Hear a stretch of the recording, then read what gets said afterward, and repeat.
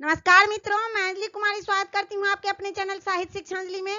आज मैं पाठ 13 संस्कृत भी जो है पीयूषम, उसका 13 चैप्टर जो है किशोराना मनोविज्ञानम, उसको पूरे पाठ को हिंदी में अनुवाद के साथ पढ़ाऊंगी।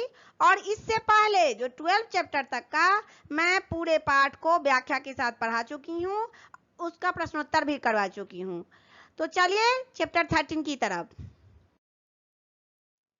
विद्यालयस्य उच्चकक्षासु अध्ययनाः छात्राः सर्वे अपि किशोराः। विद्यालय के उच्च कक्षा में जो अध्ययन करने वाले छात्र होते हैं ना, वो सभी विद्यार्थी किशोर होते हैं, किशोरावस्था में होते हैं। अध्ययन काले अपि तेषां महत्वाकांक्षा भावी जीवनस्य समृद्धे सर्वदा वर्तमाना भवति। और अध्ययन के समय में जो सभी विद्यार्थी होते हैं, उनके मन में अपने आने वाले भविष्य के लिए कि उनका भविष्य कैसा होगा, इसके लिए उसकी समृद्धि की चिंता रहती है कि मैं क्या बनूंगा। कोई टीचर बनेंगे, कोई डॉक्टर बनेंगे, उनके मन में ये चिंता रहती है कि मैं क्या बनूंगा। परस्पर स्पर्धा अपि तेषु विकसति, और इसी वजह से उनमें आपस में परस्पर में स्पर्धा भी होते रहती है। शरीरेषु च परिवर्तनं मान सम्मानोदलयति तत्सर्वं विचारं किशोरापि पाठनिविता सामयिकी प्रासंगिकश्च। और उनके मन में यह बात तो रहती है कि मैं क्या बनूंगा, क्या नहीं बनूंगा। और यह जो चैप्टर है ना, इस चैप्टर में किशोरावस्था के प्रसंग से जुड़ा है यह चैप्टर। और इस अवस्था के बच्चों को, किशोरावस्था के बच्चों को शिक्षा देने के उद्देश्य से यह चैप्टर जो है वह बनाया गया है। जीवने परिवर्तनं प्रकृति नियम, जीवन में परिवर्तन प्रकृति का नियम होता है। प्रत्येक मनुष्य के जीवन में, इस नहीं कि किशोरावस्था के बच्चों के जीवन में परिवर्तन होता है, जन्म से लेकर मृत्यु तक जीवन में परिवर्तन होता रहता है, प्रकृति का नियम है। और जीवन न सदा एक रूपता तिष्ठति, जीवन कभी भी एक जैसा नहीं रहता, उतार चढ़ाव आते रहता है। अतएव कृष्ण गीतायां कौमारं यौवनं जरा, इसीलिए गीता में भगवान कृष्ण ने जीवन के 3 अवस्था का वर्णन किया है। 3 अवस्था को बताया है भगवान कृष्ण ने। तत्र कौमार में किशोरावस्था कथ्यते, वहां है कुमार अवस्था, युवावस्था और वृद्धावस्था। बाल्यावस्था युवावस्थाले सा भवती, और बाल्यावस्था और युवावस्था के मध्य की अवस्था को क्या कहते हैं? किशोरावस्था कहते हैं। उच्च विद्यालय अधियाना किशोरा किशोरयश्च भवन्ति, और उच्च विद्यालय में पढ़ने वाले छात्र किशोरावस्था में आते हैं। जो भी छात्र उच्च विद्यालय में पढ़ते हैं, उनकी अवस्था जो है वह किशोरावस्था के में आती है। विद्यालय सामान्य शिक्षा क्रमेण ते परंपरागतं पाठमेवानुसरन्ति। अब क्या है यहाँ कि विद्यालय में पढ़ाए जाने वाले, विद्यालय में जो छात्र और छात्राएं पढ़ते हैं, वे सामान्य शिक्षा क्रम को ही परंपरागत अनुसरण करते हैं। और किंतु तेषां शारीरिको मनोवैज्ञानिकश्च पक्षावुपेक्षिता अवस्था, और उनके शारीरिक और मानसिक पक्ष की उपेक्षा कर दी जाती है। उनमें क्या उनका जो है मानसिक स्तर है, इनकी उपेक्षा की जाती है। न शिक्षिका न चाभिभावका विषये अस्मिन् दत्तावधानः, न ही शिक्षक और न ही अभिभावक इस चीज पर ध्यान देते हैं कि उनकी शारीरिक और मानसिक पक्ष कैसा है। किशोराणां किशोरीणां च शरीर मनस्य युवावस्थां प्रति प्रवर्तिते, किशोर और किशोरियों का शरीर युवावस्था में बदल जाता है। शरीरे तावन् मार्दवं बाल लक्षण शनैः शनैः परसुतां प्राप्नोति यावन् लक्षणानि च साम विसन्ति। और क्या होता है, धीरे धीरे बाल्यावस्था के लक्षण युवावस्था में आते आते बदलने लगते हैं, और शरीर के साथ साथ मन में भी कई प्रकार के विकार उत्पन्न हो जाते हैं। अनुशासनं तदानीं प्रिय भवति, और इस क्रम में जब विचार बदल जाते हैं तो इस क्रम में अनुशासन अप्रिय लगने लगता है। और स्वैरवृत्ति स्वच्छंदता वा पदं धारिसिति मानसे, और क्या होता है, मन में, उनके मन में स्वच्छंद रहने की भावना जो है वह आने लगती है। विशेष रूपेण एकल परिवारे स्थितानां किशोराणां तु सैव कथा संयुक्त परिवारे तु सहिष्णुता बंधु भावो वा न विनश्यति। तो क्या होता है, यह भावना विशेष रूप से अकेले रहने वाले परिवार के बच्चों में आ जाती है। जो एकल परिवार होता है ना, उस बच्चों में यह भावना, स्वच्छंद रहने की भावना, अनुशासन अप्रिय लगने की भावना, ये सब एकल परिवार के बच्चों में आ जाती है। लेकिन जो ज्वाइंट फैमिली होते हैं, जो संयुक्त परिवार में रहने वाले बच्चे होते हैं, उन बच्चों में सहिष्णुता तथा बंधुता रहती है। वो परिवार में जैसा देखते हैं, दूसरे के प्रति बिहेव देखते हैं, वैसा वो समझते हैं, उसमें सहिष्णुता आ जाती है, बंधुता आ जाती है। और जब बच्चों में सहिष्णुता आ गई, बंधुता आ गई, तो बच्चों में विवेक का नाश नहीं होता।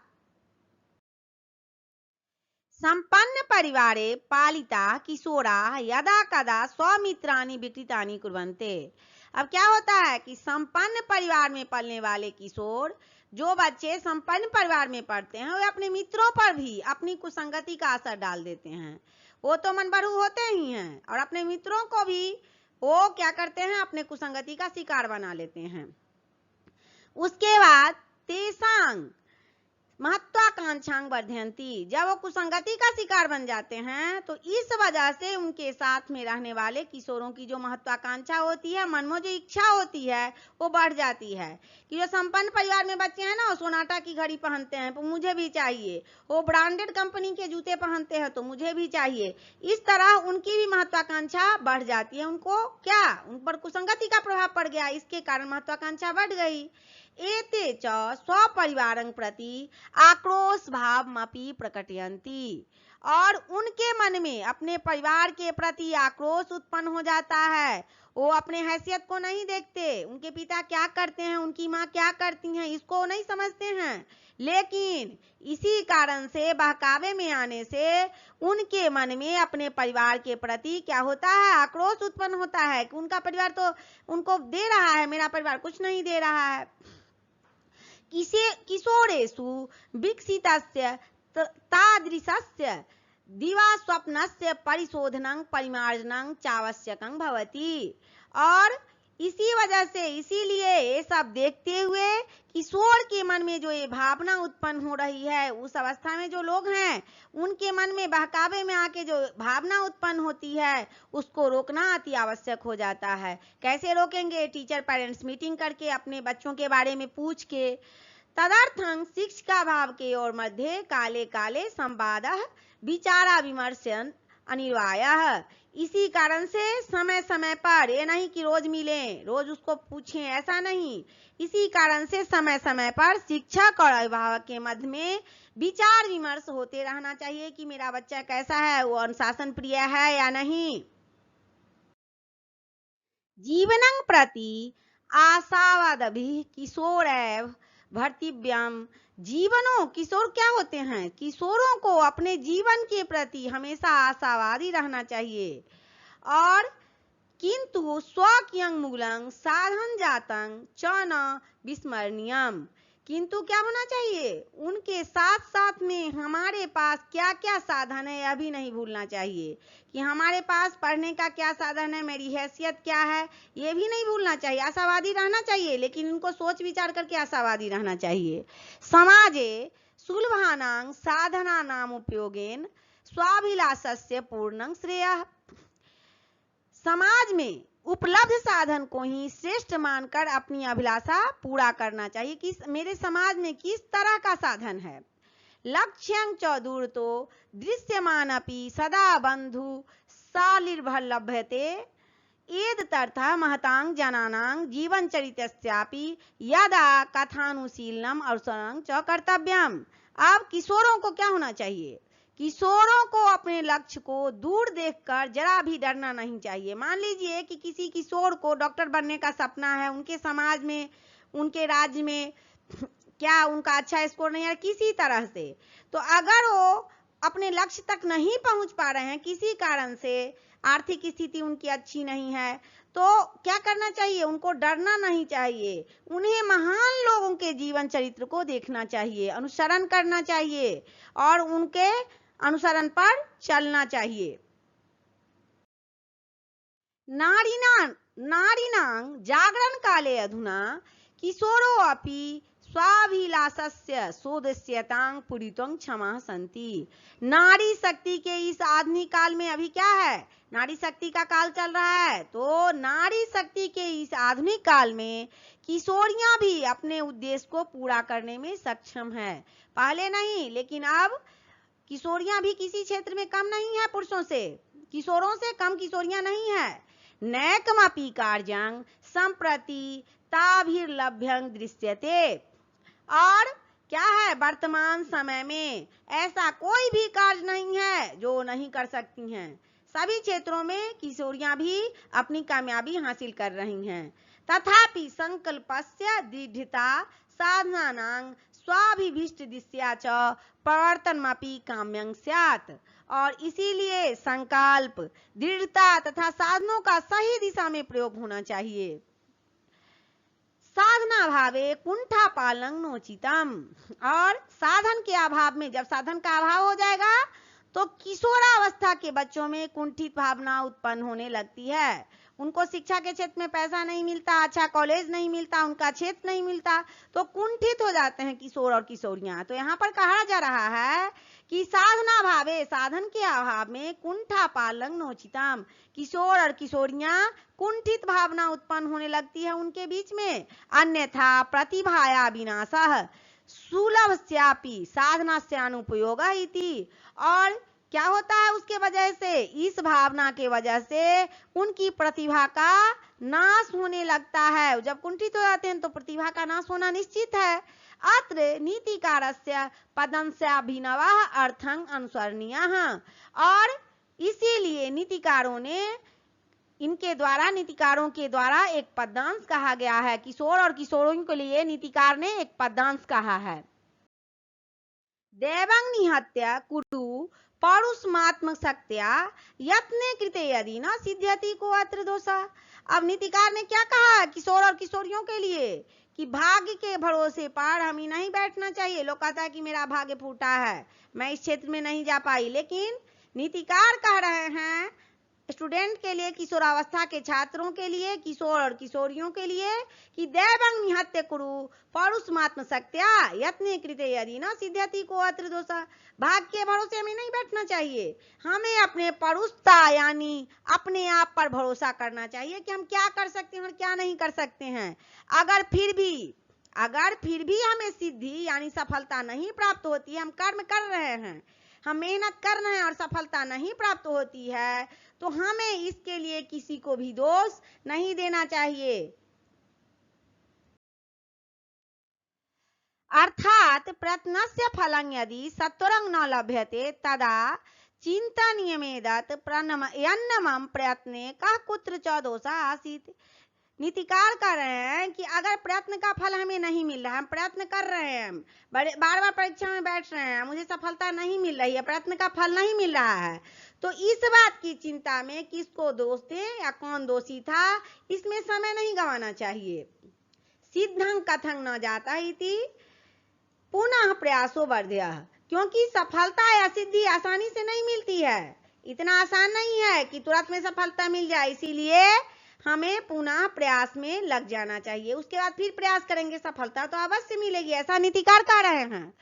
और प्रारब्धमुत्तमज्जना न परित्यज्यन्ति इति कर्वे वर्चनम। और उत्तम या महान लोग जो होते हैं ना, अपने किसी भी आरंभ किए हुए कार्यों को हार मानकर नहीं छोड़ते, ऐसा कवियों ने कहा है, ऐसा नीतिकारों ने कहा है। शिक्षा काले तु वर्तमान कार्य में चिंतित।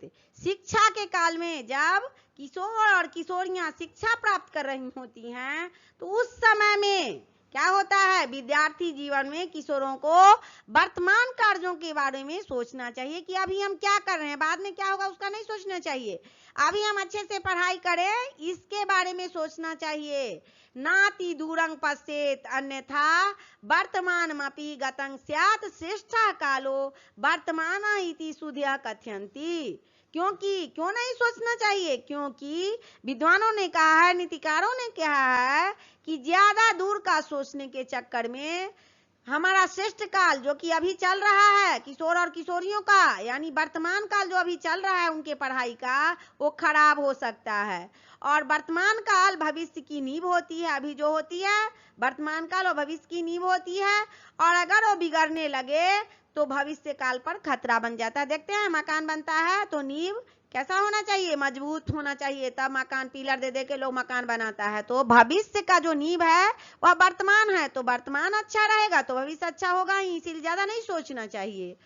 उसके बाद संकल्पस्य दृढ़ता दृष्टया व्यापकता चेति किशोर जीवनस्य मंत्र द्वयं सदा स्मरणीयम। संकल्प और दृढ़ता, दो चीज, संकल्प से और दृढ़ता से, यह दो मंत्र जो है ना वह किशोरों को अपने जीवन में हमेशा याद रखना चाहिए। पढ़ने वाले स्टूडेंट को संकल्प और दृढ़ता ये दो मंत्र हमेशा याद रखना चाहिए, और इस मंत्र को याद रख के अपने जीवन में निश्चय ही सफल हो जाएंगे। सफलता मिलना ही मिलना है। अगर दृढ़ निश्चय हो तो जब मानव जोर लगाता है पत्थर पानी बन जाता है, तो निश्चय ही उनको सफलता मिलेगी। यह जो चैप्टर था इसको मैं व्याख्या के साथ पढ़ा दी हूँ। आप लोगों को कहीं भी कोई दिक्कत हो तो कमेंट कीजिएगा, समझने में किसी तरह की दिक्कत हो तो, और जल्द ही हम इस चैप्टर का प्रश्नोत्तर करवा देंगे। और क्लास 9th का जो हिंदी बुक है ना उसको भी मैं पढ़ा चुकी हूँ, उसका प्रश्नोत्तर भी करवा चुकी हूँ। आप अगर चैनल पे नए हैं तो इसको विजिट करके देख सकते हैं, और किसी तरह की दिक्कत हो तो कमेंट कर सकते हैं और भी जानकारी ले सकते हैं। तब तक के लिए जय हिंद, जय भारत।